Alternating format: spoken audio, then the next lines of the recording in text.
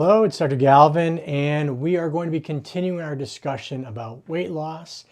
Normally I'm talking about coronavirus, but my real passion at Vitality Medical Wellness Institute, which is the functional medicine clinic that I run, is optimizing human performance. And a lot of what we do has to do with nutrition and fitness, and weight loss plays a big role in that.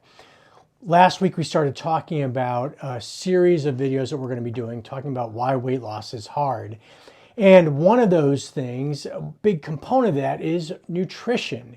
And when we talk about nutrition, we have to talk about diets. And I don't like talking about diets because diets around here are a four-letter word. And the reason they're a four-letter word is because generally diets don't work very well. And why is it that diets don't work well?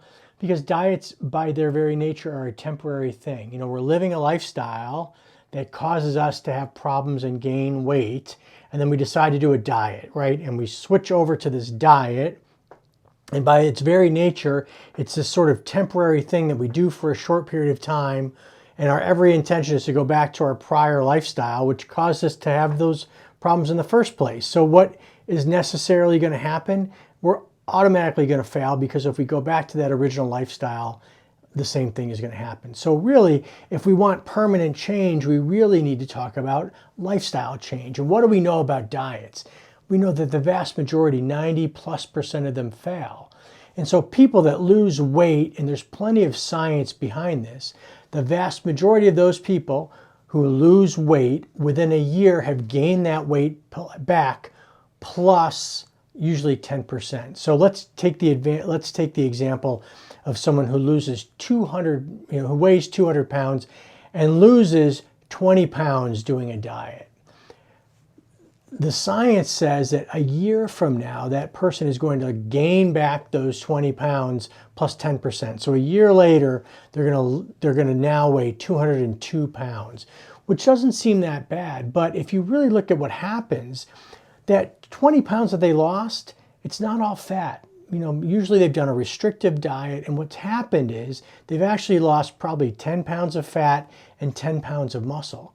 And when they gained it back, guess what? The muscle doesn't come back. They typically gain back the 20 pounds plus the 10%, the 2 extra pounds, comes back as fat. So now they've gained back 22 pounds of fat, and their body fat percentage is higher.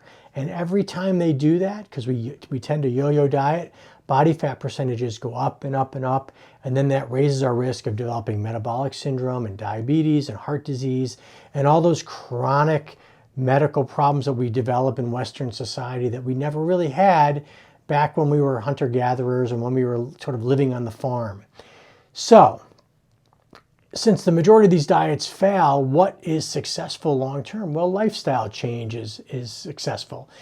So what are the keys to success? Well, if we want our patients and our clients to be successful long-term, there are a couple of keys to success.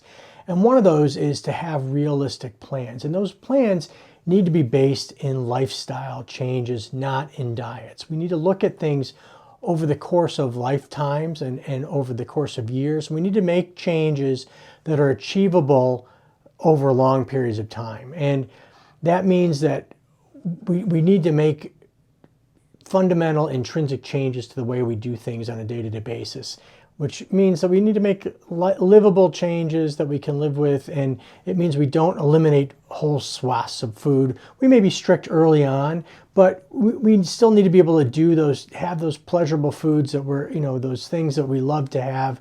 They need to have a role in our lives going forward, and we need to figure out how that works. It means that what works for one person may not work for somebody else. What works for your spouse or significant other may not work for you. And things need to be customized based on your own physiology, on your genetics, on your hormonal needs, on your psychology, and that's important. The next thing it has to be simple. I can't make it easy. Weight loss is not easy, but it has to be simple. And if you have to overthink things, if you have to measure and weigh every single thing, there's no possible way that you're going to be successful. But if it can be simple, then that goes a long way towards being success, because what we know is consistency plus time equals success. The next thing we have to be able to do is to measure correctly, and that may be measuring basal metabolic rate by doing resting metabolic rate testing or basal metabolic rate testing. You may be looking at labs, looking for metabolic syndrome or underlying hormonal or thyroid issues, and maybe using body composition monitors or DEXA scans to see if the changes that we expect are actually happening. I'm a believer that a lot of people give up on weight loss because they think they're doing badly when they're actually doing really well. And what happens a lot of times is people have this idea they want to lose weight, and they go all in. And what they do is they start dieting, and they change their nutritional plan, and they start exercising, and they go gung-ho. They're working out every day. They're really strict with their diet. And guess what happens? The scale doesn't move, and they get frustrated and they stop. And they stop even though they're actually probably doing really well. And what's actually happening is they're losing fat because they're eating right, but they're gaining muscle because they're exercising.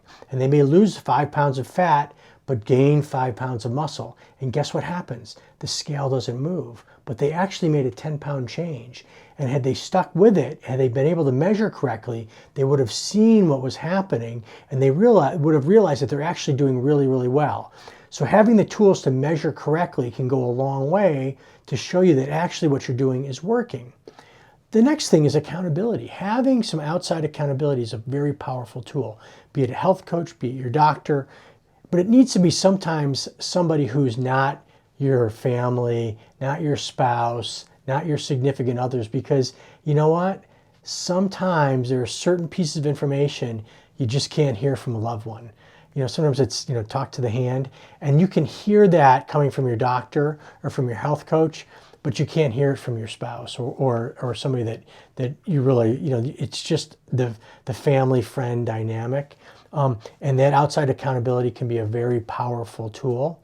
And lastly, the ability to cheat safely, be it biohacks, be it medications, be it supplements, having someone, in particular a physician that knows how to utilize those tools to push things faster. I love to be able to cheat. If we can cheat safely using peptides, using medications, using supplements, if we can make things go faster in a safe way, I love to cheat. And so that's another piece, that we can make things go faster and to make things simpler and easier.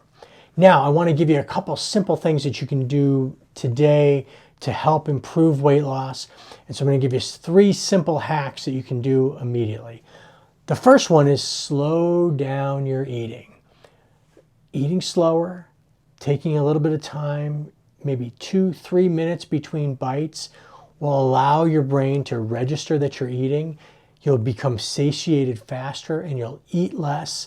And that's a very simple way to control your portions, and it's an easy way to sort of stimulate weight loss.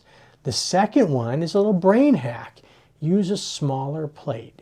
Your brain will think that you've eaten more, that it sees a giant plate and it wants to eat all that food. You use a smaller plate, you can put less food on it, and it tricks your brain to thinking that you ate more, and again, triggers that satiety reflex. And the last one is intermittent feeding. And we're going to actually do an entire video about intermittent fasting, intermittent feeding, and the physiologic and biochemical and neurohormonal effects of intermittent fasting.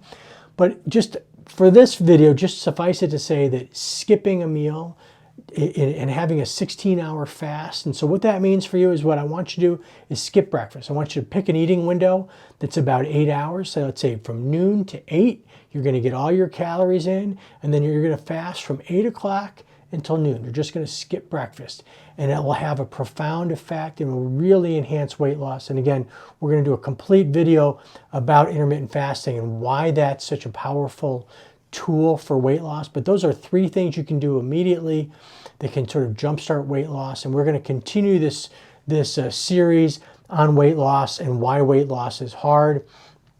Continue following us on YouTube and on Facebook. We'll be continuing on a weekly basis, adding to this. We'll be doing lots of videos going forward on hormones, on optimizing athletic performance, on fitness, on sleep, stress, hormones, lots of other stuff. We'll continue to be doing coronavirus updates as well. Keep tuning in. Hope everybody stays safe, and I'll talk to you soon.